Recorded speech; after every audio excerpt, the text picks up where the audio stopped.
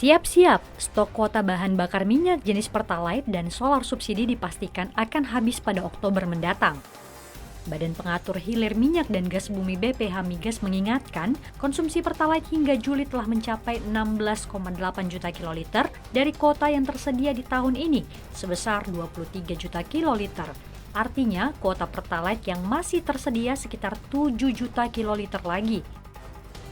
Sementara, untuk konsumsi solar hingga Juli tercatat sebesar 9,9 juta kiloliter dari kuota 14,91 juta kiloliter. Ini berarti kuota solar subsidi hanya tersisa 4 juta kiloliter lagi. Saat ini pemerintah terus mencari cara untuk mengendalikan konsumsi dua jenis BBM tersebut. Salah satunya dengan mengimbau agar pengguna Pertalite dan solar subsidi mendaftarkan kendaraannya melalui My Pertamina. Pemerintah juga tengah merampungkan revisi Perpres tentang penyediaan, pendistribusian, dan harga jual BBM.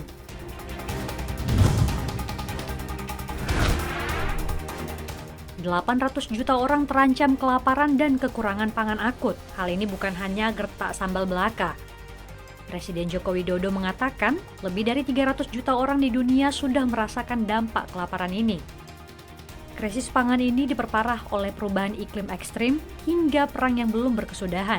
Untuk itu, Presiden Joko Widodo memerintahkan langsung Menteri Pertanian Syahrul Yassin Limpo untuk mengalihfungsikan lahan menganggur menjadi lahan produktif.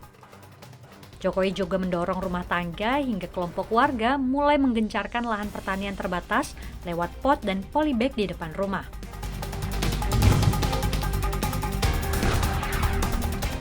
Aplikasi Dana dilego kepada Lazada. Elang Mahkota Teknologi melalui anak usahanya PT Kreatif Media Karya resmi melepas sebagian kepemilikan saham PT Elang Andalan Nusantara, yakni pemilik aplikasi Dana kepada Lazada. Nilai transaksi penjualan tersebut mencapai 304,5 juta dolar Amerika Serikat atau sekitar 4,51 triliun rupiah. Rinciannya terdiri dari 202 saham seri A dan 4,79 juta saham seri B.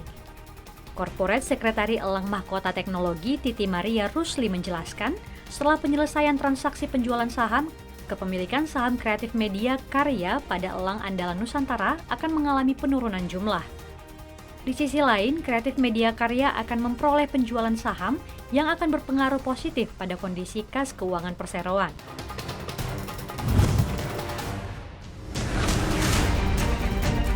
Tak sesuai ekspektasi, ekonomi negeri Singa tumbuh melambat dibandingkan perkiraan. Ekonomi Singapura tumbuh 4,4%, meleset dari proyeksi 4,8%. Data kementerian menunjukkan adanya kontraksi pertumbuhan antara kuartal ke kuartal 0,2%. Sementara pertumbuhan pada kuartal 1 2022 tumbuh 0,8%. Pemerintah Singapura menyatakan loyonya pertumbuhan ekonomi itu dipicu kenaikan inflasi dan kebijakan moneter yang lebih ketat. Melihat pertumbuhan ekonomi yang melambat, Kementerian Perdagangan dan Perindustrian menurunkan ekspektasinya untuk pertumbuhan ekonomi secara total di 2022. Mulanya, pemerintah memperkirakan ekonomi negaranya bisa tumbuh dari 3% menjadi 5%. Ekspektasi itu dikurangi menjadi 4% saja karena prospek permintaan eksternal untuk ekonomi telah melemah dibandingkan dengan 3 bulan lalu.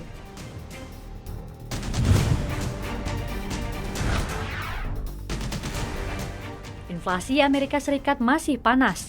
Meski turun dari bulan lalu, inflasi bulan Juli tercatat masih tinggi di angka 8,5%. Meski masih tinggi, namun inflasi Juli melambat dibandingkan torehan di bulan sebelumnya 9,1%. Selain itu, angka inflasi ini diakui jauh di bawah ekspektasi konsensus yang dihimpun Dow Jones 8,7% meski harga pangan masih mengalami peningkatan. Sementara, indeks harga konsumen yang tidak termasuk barang-barang makanan dan energi tercatat sebesar 0,3% secara bulanan dan 5,9% secara tahunan. Melambatnya inflasi ini dikarenakan adanya penurunan pada harga gas pada Juli 2022. Sebelumnya, negeri Paman Sam mengalami inflasi cukup parah. Hal ini juga mendorong The Fed untuk menaikkan suku bunga pada akhir bulan lalu. Lonjakan inflasi di Amerika Serikat dan banyak negara terjadi lantaran supply chain disruption atau pertumbuhan permintaan yang lebih cepat dibandingkan pasokan.